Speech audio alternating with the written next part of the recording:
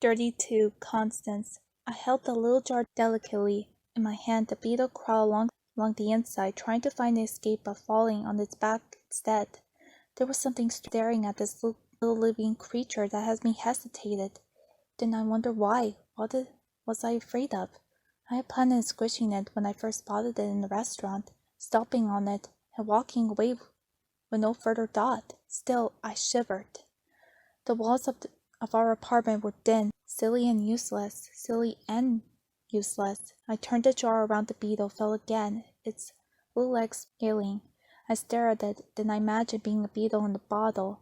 I imagined being watched closely and carefully examined. Suddenly, I looked over my shoulder. It felt like maybe Molly or Lily was standing quietly in the doorway, but no one was there, just the dark hallway. I felt very aware of myself.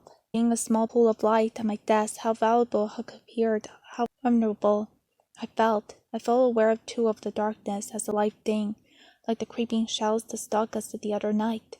I have a vision of blackness outside my door, suddenly bursting in a wave into my room, swallowing me up, drowning me.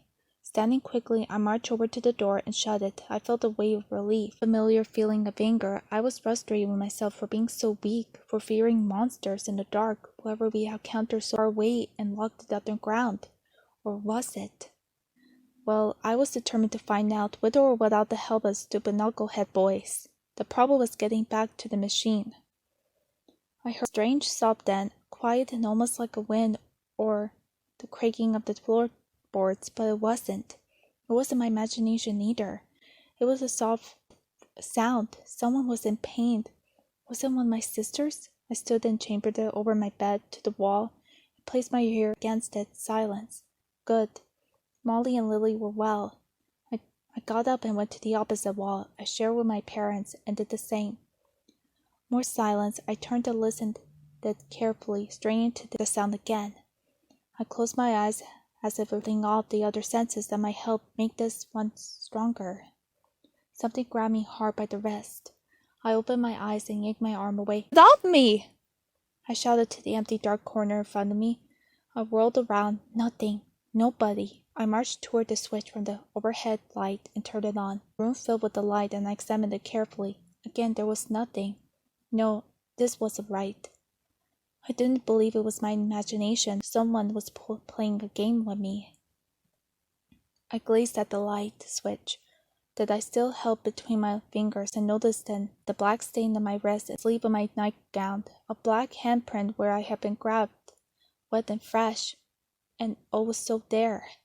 I wasn't frightened then. I felt angered that something had dared to attack me. I felt anger that had just run away, disappeared like a coward. You want to fight me, attack me, drag me away, and kill me? Just try it. I was feeling so jazzed. My skin was buzzing. Could face anything right now. This anger was fuel. It was amazing. I raced back to my desk, opened the little jar. The beetle couldn't quite grab out of it. And that was good because I needed the other hand for this.